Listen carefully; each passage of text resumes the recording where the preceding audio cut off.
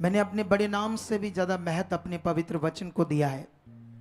कितने लोग अपनी जिंदगी में ये मान चुके हैं कि परमेश्वर का वचन परमेश्वर के मुख का वचन है, अगर मैं इसको तोड़ता हूं तो परमेश्वर की बेइज्जती करता हूं उसके वचन की। लेकिन तुमने विश्वास करना है, प्रेम में रहना है कि तुम्हारे जीवन में कभी भी परमेश्वर की इंसल्ट ना हो। मैं कल एक वर्शिपर का एक वीडियो सुन रहा था, उसमें वो बता रहा था कि जब मैं वर्शिप करता हूं तो पुलपट पर वर्शिप जब करता हूं तो मैं बड़ा ध्यान रखता हूं कि मुझसे कोई गलती ना हो जाए। कहता मैं घर आकर अपनी वर्शिप टाइम सारा सुनता हूं, कहीं मुझसे हॉली स्पिरिट तो नहीं डिस्टर्ब हुआ मेरी मेरी गलती से। तो कहता जब ऐसा करते, क्योंकि कहता ये सीरियस है, क्योंकि मेरी वर्शिप से लोगों ने सीरियस होना है और लोगों ने आत्मा से भरना है और उनके काम होने हैं, उनके जीवन प्रभु से अटैच होने हैं। क्योंकि बाइबल में लिखा है रूह और सच्चाई से उसकी क्या कर, आराधना कर। तो वर्शिप करने वालों का एक बड़ा रोल होता है, एक सीरियस रोल होता है। जब मैं उसकी ये इंटरव्यू सुन रहा था या मैं उसकी वीडियो सुन रहा था तो वो बोल रहा था कि मैं बड़ा भय रखता हूं कहीं मेरे जीवन से हॉली स्पिरिट डिस्टर्ब ना हो जाए, है ना। बाइबल में भी एक जगह लिखा ना, तुम पवित्र आत्मा को शोकित मत करो। ये शोकित का मतलब ही है कि तुम डिस्टर्ब मत करो पवित्र आत्मा को। आप जानते हो इन दिनों में टीम मेरे लिए प्रेयर कर रही है, कि वो अपने लिए प्रेयर कर रही है टीम, कि खुदा के दास जो काम करने का तरीका वो हमारे अंदर आ चुका है, ताकि हम खुदा के दास को भी डिस्टर्ब ना करें। अगर हमारे अंदर ये चाहत है, ये मन है, हम वैसा बन जाएंगे, परमेश्वर हमें वैसा बना देगा। अगर हम गुस्सा करते हैं तो वो कभी आगे नहीं बढ़ सकती। क्योंकि एक बात याद रखो, मैंने ये सीखा है बाइबल से भी और परमेश्वर का ये ज्ञान है कि जब भी किसी कोई मनुष्य के अंदर घमंड होता है या उससे कुछ गलतियां होती हैं या उसमें कुछ ऐसी बातें होती हैं जो गलत है, लेकिन उसको खुद नहीं पता लगता जब तक उसे दूसरा ना बताए। तो जब दूसरा बताता है तो कई लोग गुस्सा करते, तूने ऐसा को कहा, लेकिन जो लोग गुस्सा नहीं करते, उस बात को सीखते नहीं, ये मेरे लाभ के लिए बात है, वो आगे बढ़ जाते हैं। हालेलुया। जब आपकी कोई गलती बताए तो उससे झगड़ा मत करो, गुस्सा मत करो, उससे सीखो, चेक करो, ताकि तुम एक सिद्ध मनुष्य बन जाओ। हालेलुया। और मेरा विश्वास है आज का वचन आपकी जिंदगी में बड़ा फल ला चुका है। मैं बाइबल में पिछले दिनों में जब बाइबल पढ़ रहा था तो मैं मूसा के कैरेक्टर को पढ़ रहा था।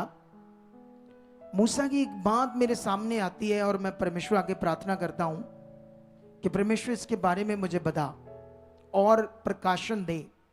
तो मैं उसी बात को आज तुम्हारे साथ क्लियर करना चाहता हूं, मूसा की उस बात को। मैं चाहता हूं कि तुम निर्गमन की पुस्तक को, उसके पवित्र वचन, ये वचन हमें मिलेगा 32 निर्गमन। पंजाबी की बाइबल इसको कूच कहते हैं, कूच, और हिंदी में इसको निर्गमन कहते हैं और इंग्लिश में इसको एक्सोडस कहते हैं। सुनो दे, देखो ध्यान से। अगर मैं यहां से वचन पढ़ता हूं तो क्या लिखा है 32 का 1 से, जब लोगों ने देखा कि मूसा को पर्वत से उतरने में विलंब हो रहा है, तब वह हारून के पास इकट्ठे होकर कहने लगे, अब हमारे लिए देवता बना जो हमारे आगे आगे चले, क्योंकि उस पुरुष मूसा को जो हमें मिस्र देश से निकाल ले आया है, हम नहीं जानते कि उसके साथ क्या हुआ। हालेलुया। इस वचन को सुनने के बाद कितने लोगों के अंदर ये वचन बैठ रहा है। बाइबल कहती जब मिस्र की गुलामी से मूसा को परमेश्वर ने जब चुना, तो यहां पर विषय था कि परमेश्वर ने मूसा को चुना क्यों। जब मूसा परमेश्वर के काम के लिए 3 बार तक बोल रहा है, नहीं नहीं किसी और को चुन, मैं ये काम नहीं कर सकता हूं, वो मेरी बात नहीं मानेंगे। फिर लास्ट में बोलता मैं बोलने में भद्दा हूं, मेरे शब्द भी अच्छे नहीं हैं, लेकिन फिर भी परमेश्वर उसे उस काम के लिए क्यों कह रहा है, चुन रहा है, इसके बीच में एक पॉइंट है जो हमारे सीखने वाला है, बड़ा खास।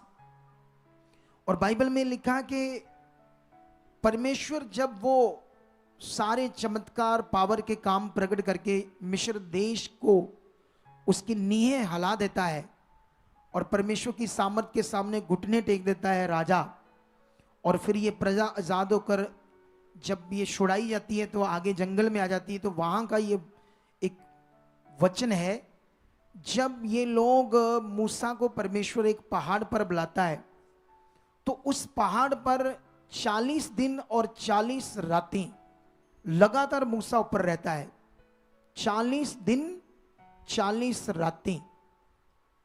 अब सोचने वाली बात है कि उस पहाड़ पर ना तो को खाने वाली चीज है ना पानी है, और ये लोग अच्छे से जानते हैं कि उस पहाड़ पर ना तो पानी है ना को खाने पीने की चीज है, तो मूसा कैसे 40 दिन 40 रातें रह सकता है। लेकिन उस समय परमेश्वर ने उसको बुलाया था कि मैं तुम्हें इजराइलियों के लिए वचन दूंगा। जो परमेश्वर एक शब्द से आसमान बना सकता है, एक शब्द से परमेश्वर पृथ्वी को रच सकता है, दुनिया को बना सकता है, अपना वचन देने को उसको 40 दिन क्यों लगे? क्या 40 दिन लगे थे या परमेश्वर की इसमें कोई योजना थी, प्लानिंग थी? क्या विषय था जो हमारे समझने के लिए बड़ा जरूरी है? क्योंकि परमेश्वर तो 1 मिनट में अपना वचन दे सकता है, लेकिन 40 दिन तक मूसा पहाड़ पर जब रहता है तो ऑब्वियसली नीचे वो शारीरिक है, उनके मन कठोर हैं, बहुत आगे पीछे हैं वो लोग इजराइली, तो उन्होंने सोचा वो मर गया है, मूसा मर गया है, हमें नहीं पता उसके साथ क्या हुआ है। तो हारून को विवश किया कि हमारे लिए एक देवता बना। उसने कहा लाओ बालियां कानों से उतारो, ये करो वो करो। वो डर गया था कि ये मुझे मार ना दे, इजराइलियों की भीड़। उसने उस सोने को ढाल कर एक बछड़ा बनाया, और इजराइलियों ने उस बछड़े को जब बनाया उसके आगे बलिदान किया। तो 5 में लिखा है, 5 में ऐसे लिखा है कि नहीं, ये 4 से पढ़ते हैं। हारून ने उन्हें उनके हाथ से लिया और एक बछड़ा डालकर बनाया और टाकी से गड़ा, और तब लोग कहने लगे हे इज़राइल, तेरा ईश्वर जो तुझे मिस्र देश से छुड़ा लाया है वह यही है। हालेलुया। सोच कर देखो, परमेश्वर इन्हें छुड़ा कर लाया। ये अच्छे से जानते थे कि यहोवा ने छुड़ाया है। यहां हमें एक सीख मिलती है कि जब तुम यहोवा से अपना मन जरा सा भी हटाते हो, परमेश्वर से जरा सा भी अपना मन खराब करते हो, तो दुष्ट शैतान तुरंत आपके मन में काम करना स्टार्ट कर देता है। इसीलिए बहुत सारे बिलीवर्स आगे पीछे रहते हैं जो परमेश्वर ने उनके लिए बड़ा रखा है, अच्छा रखा है, बेस्ट रखा है, वो पा नहीं पाती है ना। कुछ लोग मैं आज हीलिंग मीटिंग की, मैंने आज बहुत सारे लोगों को हीलिंग मिली, मैंने वचन भी प्रचार कर दिया, कुछ लोग आकर बैठ रहे हैं। सोचकर देखो इनकी मेंटालिटी, सोचकर देखो इनकी बुद्धि कहां तक काम करती है, किस हद तक शैतान लोगों की बुद्धि बंद कर देता है और लोगों को सही समझ में नहीं आती क्या करना है। इसीलिए परमेश्वर का भय रखना, उसके पवित्र वचन को समझना बड़ा जरूरी है हमारे लिए, क्योंकि परमेश्वर ने जो अनुग्रह पृथ्वी पर किया है, बाइबल में लिखा, उसे व्यर्थ मत जाने दो। क्योंकि परमेश्वर का अनुग्रह हमारे ऊपर हुआ है। वो अनुग्रह कैसे काम करेगा तुम्हारे जीवन में, तुम्हारे बच्चों में, तुम्हारे परिवार में, तुम्हारे बिजनेस में, ये तुम्हें समझना होगा। इस बात पर तुम्हें ध्यान देना होगा। अगर हम जरा सा चूकते हैं तो शैतान काम करता है, इसीलिए चूकना नहीं है, इसीलिए फोकस बनाना है। लेकिन ये चूके और देखो, एक सोने के बछड़े को अपना देवता मान लिया और कहने लगे यही हमें मिस्र से निकाल लाया। क्या मिस्र से उन्हें ये बछड़ा निकाल लाया था या मूसा के द्वारा परमेश्वर ने निकाल लाया था? दिखता हुआ नबी मूसा था, लेकिन करने वाला काम कौन था? परमेश्वर था। भूल गए। ये होता है शैतान का काम। लेकिन ये पहली बार ऐसा हुआ जब वो नीचे आता है, परमेश्वर उसको कहता है जा नीचे, मेरी प्रजा उल्टी हो चुकी है। और जब ये लोगों को देखता है नाच गाना शराब पीना बलिदान कर रहे बछड़े के आगे, उसको देखकर उसका मन खौल जाता है मूसा का। वो पत्थर की 10 पट्टियां जिस पर 10 हुक्म लिखे थे, इजराइलियों के लिए खास वचन थे परमेश्वर के, जो उन्हें बचाते और जीवन देते। हालेलुया। अगर जब तुम्हारे अंदर वचन काम कर रहा है, वो तुम्हें बचाएगा, तुम्हें छुड़ाएगा। तुम्हारे अंदर वचन की महत्ता और वैल्यू होना बड़ा जरूरी है। जब तुम्हारे अंदर वचन है, ये 10 हुक्म, 10 वचन इजरायलियों को खास परमेश्वर ने दिए पत्थर की पट्टियों पर लिखकर, लेकिन जब उसने देखा और उसने दूर से पट्टियां वो फेंकी, एक तो जाकर उस बछड़े पर लगी और उससे आग लगी, वो भस्म हो गया बछड़ा, और कई सारे लोग मर गए, कई कुछ हुआ क्योंकि परमेश्वर की पावर ने काम किया। लेकिन उसके बाद फिर मूसा से जब बात करता है परमेश्वर कि मैं इनको नष्ट कर दूंगा, क्या कर दूंगा, लेकिन नष्ट करने का जब टाइम आता उस समय हम एक वचन सीखेंगे, इसको हम देखेंगे व्यवस्था की बुक से, व्यवस्था सार। Hallelujah, hallelujah. व्यवस्था की सार में ये वचन है, इसे हमने पढ़ना व्यवस्था सार। इसको पंजाबी में शायद व्यवस्था सार बोलते हैं, हिंदी में व्यवस्था विवरण बोलते हैं, ठीक है। इसको 9:1 से पढ़ते हैं, क्या लिखा है। थोड़ा सा वचन पढ़ूंगा मैं, इसको समझना है सुनते सुनते आपने। चाहे आप नहीं निकाल सकते ना निकालो, लेकिन सुनो जरूर ध्यान देकर परमेश्वर के वचन को। हे इज़राइल सुन, आज तू जर्दन पार इसलिए जाने वाला है कि ऐसी जातियों को जो तुझसे बड़ी और सामर्थी है, और ऐसे बड़े नगरों को जिसकी शहरपना आकाश से बातें करती है, अपने अधिकार में ले। ये वचन कब देता है मूसा ने, सुनो ध्यान से। ये वचन कब शुरू करता है, जब वो परमेश्वर को मना लेता है, उन्हें नष्ट करने से बचा लेता है, क्योंकि उन्होंने घोर अपराध किया। आप जानते हो जब कोई व्यभिचार करता है, जो यीशु मसीह पर विश्वास करता है, जानते परमेश्वर को क्या करता है, यीशु मसीह को वही पीड़ा देता है, वही दुख देता है जो यीशु मसीह ने क्रॉस पर सहा था। जब हम व्यभिचार करते, जब हम गंदे काम करते, जब हम क्लेश करते, जब हम नशा करते हैं, गंदी वीडियोस देखते हैं, ये गंदे काम शैतान का राज्य है। तुम्हारे लिए, तुम्हारे बच्चों के लिए नहीं, हमारे लिए नहीं। हम परमेश्वर के चुने हुए पवित्र लोग हैं। इस वचन को सीखो। ये तब वो वचन देता है जब परमेश्वर से क्षमा ले लेता है। लेकिन ये बड़े तगड़े ब्लेसिंग के वचन है परमेश्वर की ओर से, जो मूसा ने देता है इजरायलियों को। इसको सुनना ध्यान से, ये तुम्हारे लिए खास है ये वचन आज। हे इज़राइल सुन, आज तू जर्दन पार इसलिए जाने वाला है कि ऐसी जातियों को जो तुझसे बड़ी और सामर्थी है, और ऐसे बड़े नगरों को जिनकी शहरपना आकाश से बातें करती है, अपने अधिकार में ले।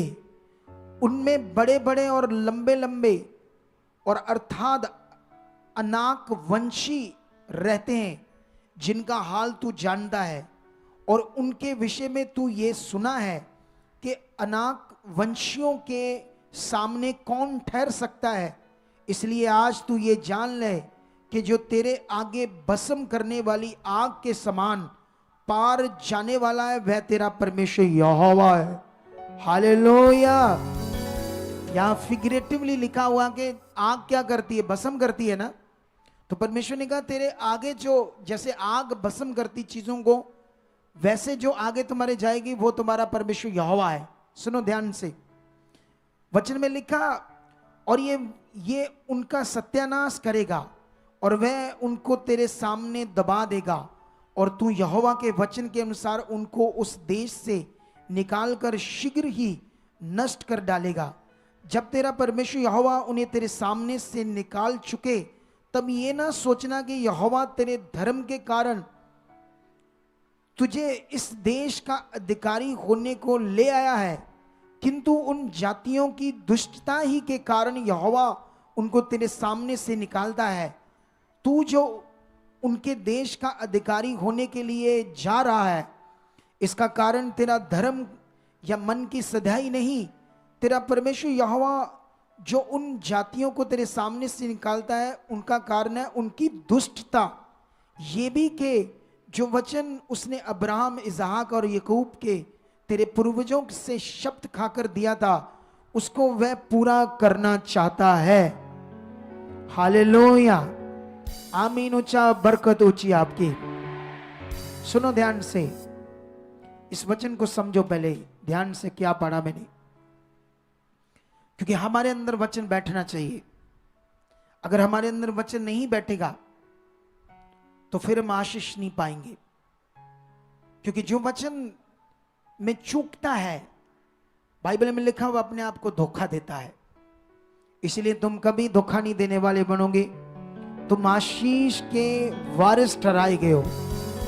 इस मिनिस्ट्री में तुम फलवंत हो जाओगे, खुदा के कलाम से तुम फलवंत होते जाओगे।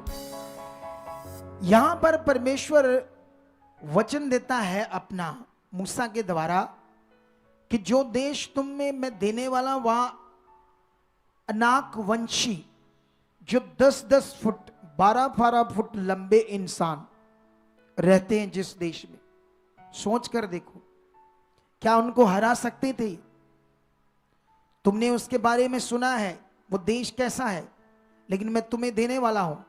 लेकिन ये मत सोचो कि ये देश तुम्हारे किसी कारण में दे रहा हूं, या तुमने पता नहीं कौन सा धर्म का काम किया इसलिए दे रहा हूं। नो, इसलिए क्योंकि वो लोग जो दुष्टता कर रहे हैं, क्योंकि मेरे बनाए हुए लोग, मेरी पृथ्वी के ऊपर जो दुष्टता करता है, मुझे उससे घृणा है, इसीलिए वो तुम्हारे सामने से नष्ट हो जाएंगे। और वो देश जिसमें दूध और शहद की नदियां बहती है, मैं तुम्हें दूंगा और ये काम मैं करूंगा।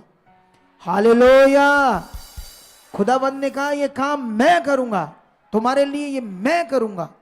आज खुदा तुम्हारे लिए ऐसी आशीषों को करेगा। लेकिन मैंने ये वचन तो तुम्हें आशीष का दे दिया, लेकिन जो शुरू में उन्होंने बड़ा पाप किया, महापाप किया, कि मूसा जब 40 दिन 40 रातें रहा, कैसे वो रह पाया, ये बात तो मैं तुम्हें बताता हूं अभी। लेकिन अभी मैं एक वचन तुम्हें और पढ़ाना चाहता हूं।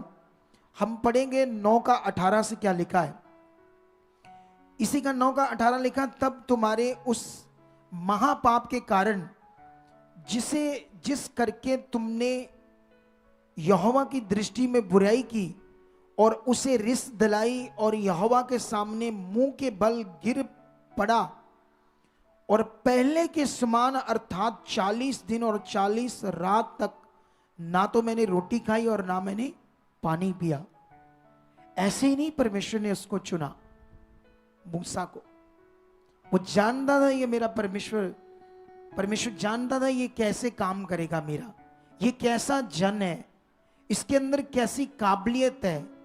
बाइबल में वो बता रहा है कि जब तुमने वो दुष्टता की, महापाप किया, एक बछड़े को अपना परमेश्वर माना, एक सोने की चीज को, और तुमने खुदा की इंसल्ट की, जो तुम्हें मिस्र से छुड़ा लाया, जो तुम्हारा रचने वाला, बनाने वाला, तुम्हें सांस देने वाला, जीवन देने वाला है। हालेलुया। मैं किसी से बात कर रहा था फॉरेन से, मैंने उनसे पूछा तुम्हारे बच्चे कैसे हैं? कहते अनुग्रह है। लेकिन मैं जानता हूं उनके बच्चे एक दिन हमारी मिनिस्ट्री में आते थे, यहां से ब्लेस होकर फॉरेन गए, आज वो यीशु में नहीं है। क्योंकि अगर यीशु में रहते, इधर जुड़े रहते, तो उनको 10वां हिस्सा देना पड़ता, उनको नियम पूरे करने पड़ते। लेकिन शैतान नहीं चाहता तुम 20 बो, उसके नियमों को पूरा करो, वो कहता तुम उससे दूर हो जाओ। मैं उन्हें बता रहा था, उन्होंने एक रेस्टोरेंट खोला और वो रेस्टोरेंट चलता नहीं है, खर्चे नहीं पूरे होते। मैंने उन्हें एक गवाही दी, एक फैमिली की, एक सिख फैमिली की, जो जर्मन में रहते थे और जर्मन में उनका एक रेस्टोरेंट था छोटा मोटा, लेकिन उनको तब वो पार्टनर थे उनके साथ। लेकिन जब वो यीशु में नहीं थे, उनको एक अटैक हुआ, पता नहीं कौन सा अटैक, ब्रेन अटैक कौन सा, जिससे वो भाई कोमा में चला गया। फिर किसी ने उन्हें गुड न्यूज दी उसकी वाइफ को, तब उनकी प्रेयर होना स्टार्ट हो गई और उसकी पत्नी ने बड़ा विश्वास किया। जो डॉक्टरों ने जवाब दे दिया था कि शायद ये जिंदगी भर कोमा में रहेगा, खड़ा नहीं हो सकता, या पता नहीं कितने साल लगे, कोई गारंटी नहीं, परमेश्वर ने उसे 1 महीने में खड़ा कर दिया। और जानते जब परमेश्वर ने उन्हें खड़ा किया, मैं ये गवाही उन्हें दे रहा था, उन्होंने अपना जीवन ही परमेश्वर को दे दिया। आज वो सिख बंदा सरदार जर्मन में एक किसी पार्टनर के साथ था, लेकिन परमेश्वर ने जब उसने जीवन दिया, दानों में, दशवांशों में, भेंटों में खड़ा रहा, सुसमाचार इतना तगड़ा देता वो जर्मन में गोरों को, हर किसी को, और बताता है कि मैं तो सिख हूं, लेकिन तुम तो इसी क्रिश्चियनिटी में पैदा हुए, तुम क्यों आगे पीछे हो? अगर हम आगे पीछे हैं तो तुम्हें सीरियस होना पड़ेगा। और जब इतना बड़ा उसने अपना जीवन दे दिया तो परमेश्वर ने उसको अपने बड़े एक रेस्टोरेंट से ब्लेस किया, जिसमें वो करोड़ों रुपए कमाता है। और अब वो अपने बेटे को भी इटली में रेस्टोरेंट खोलकर देने वाला है। जब मैं उन्हें बता रहा था, मैंने कहा देख तुम्हारे बच्चे सालों से इधर से ब्लेस होकर गए, लेकिन आज भी वही है। क्यों? क्योंकि उस यहोवा को आदर नहीं दिया, उस खुदा को जिसने बनाया है, जिसने जीवन दिया है। कितनों को बात समझ आ रही है? लेकिन ये मूसा बड़ा था, इसीलिए परमेश्वर ने इसको चुना था।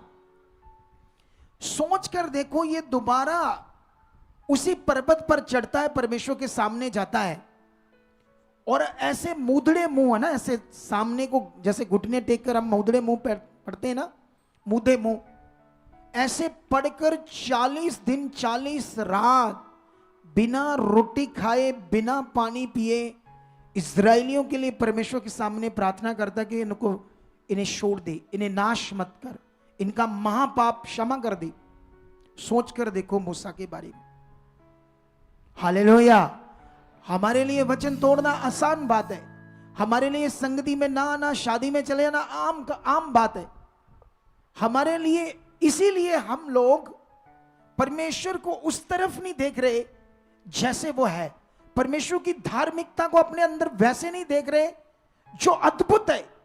अगर तुमने अद्भुत धार्मिकता को अपने अंदर देखना है, उसकी फीलिंग को, उसके दर्शनों को, जब तुम सोओगे तुम्हें मीठी नींद देगा वो खुदा, और दर्शनों में तुम्हारे आएगा। जब तुम ऐसे मन बनाओगे, नहीं तो सारी ऊपर उछल कुचल करके रात निकल जाएगी, गंदे सपने आएंगे, गंदे बातें निकलेगी, और सुबह उठोगे कोई मजा नहीं होगा, क्योंकि वो मन, वो ध्यान, वो फोकस नहीं। बाइबल कहती है, वो कहता तुम्हारे लिए मैं यहोवा के सामने मुंह के बल गिर पड़ा, और पहले के समान अर्थात 40 दिन और 40 रात ना तो मैंने रोटी खाई और ना मैंने पानी पिया। और थोड़ा सा पढ़ते हैं, मैं तो यहोवा के उस कोप और जलजलाहट से डर रहा था, क्योंकि मैं तुमसे अप्रसन्न होकर तुम्हारा सत्यानाश करने को था, परंतु यहोवा ने उस बार भी मेरी सुन ली। हालेलुया।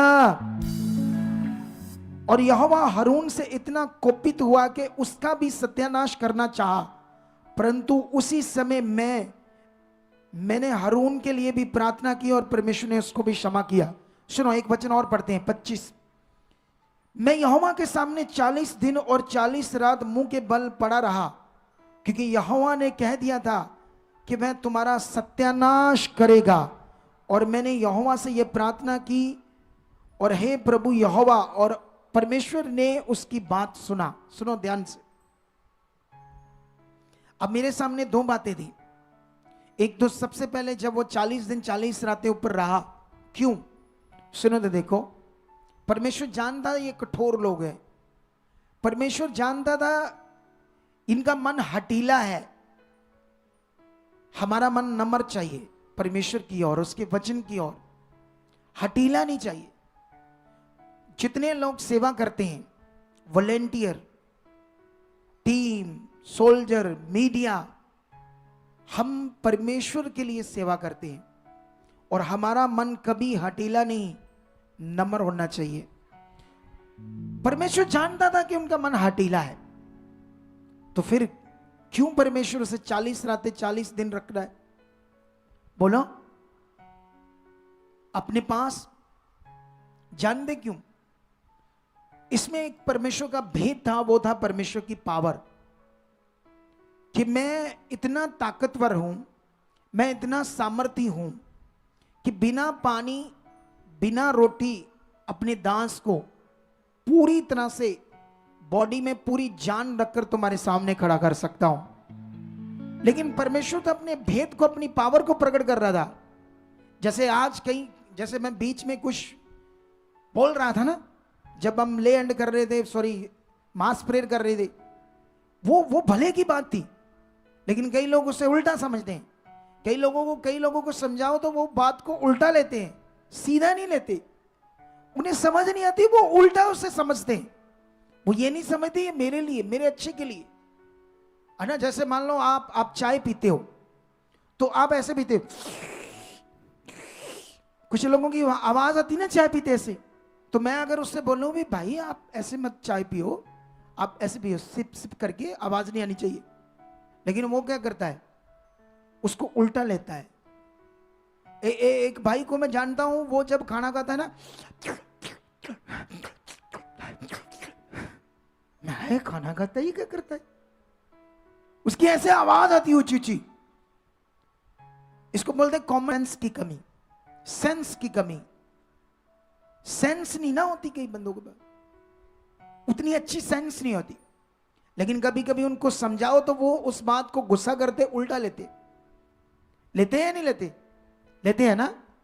लेकिन इनको उल्टा समझ आता था हर आशीष की बात, हर वेद की बात परमेश्वर की, क्योंकि ये फिजिकल थे, हठीले थे, ये मिस्र में रहकर ना श्रापित हो चुके थे। ये मिस्र के देवी देवताओं को, उनके कल्चर को अपना चुके थे, उनके साथ शादियां विवाह करते थे, और जो वो करते थे श्रापित चीजें ये भी करने लगे थे। इसीलिए ये गुलाम बन गए, और उनकी गुलामी में इतने साल तकलीफ में रहकर कुछ अच्छे लोगों ने याद किया हमारा परमेश्वर तो यहोवा है पूर्वजों का, हम ये क्या कर रहे, तब दुहाई दी परमेश्वर की, तब परमेश्वर ने छुड़ाया। लेकिन ये श्रापित होने के कारण हठीले थे, इनको उल्टा समझ आता था। आज जब तुम पाप करोगे, जब तुम परमेश्वर के वचन को नहीं मानोगे, तो मैं तुम्हें ये कहता हूं हम भी श्रापित होते हैं, लेकिन उस तरफ श्राप नहीं जो शुरू में आदम और हवा से आया था। श्रापित शब्द का ये दूसरा शब्द भी है, जिससे हम ये कह लो रॉन्ग प्रभावित होते हैं जब हम वचन को तोड़ते हैं, ये बात याद रखो। लेकिन परमेश्वर एक अद्भुत चीज कर रहा था, हालेलुया, एक ऐसी उन्नति को कर रहा था मूसा की, क्योंकि उसके सामने एक बड़ा काम था जो उसने लाखों लोगों के बीच में करना था। 40 लाख लोगों के बीच में एक बड़ा काम दिया गया था मूसा को, जिसलिए परमेश्वर उसको पहाड़ के ऊपर इतना बड़ा उन्नति करवा रहा था। अपनी प्रस्तुति में, अपनी प्रेजेंस के बीच में वो खुदा उसको सामर्थ्य तैयार कर रहा था, लेकिन वो उल्टा समझकर उसे छोड़कर उल्टा काम कर रहे थे। लेकिन जब मैंने दूसरी बार देखा कि वो सेम मुंह के बल गिरकर उनको यहोवा के कोप से बचाने के लिए इतनी बड़ी प्रार्थना करता है, तो मैं हैरान हो गया मूसा का मन देखकर। आमीन, उच्चा बरकत आपकी। वाह, कितना बड़ा मन। और बाइबल में एक जगह पर लिखा, मूसा पृथ्वी भर के लोगों से सबसे नम्र था। उसका परमेश्वर के वचन को पूरे करने का एक बड़ा तगड़ा विषय था, बड़ा मन था। हालेलुया। कितने लोगों को यह बात समझ आ रही है आज? मैं तुम्हारे लिए एक वचन पढ़ता हूं फिलिपियों की बुक से।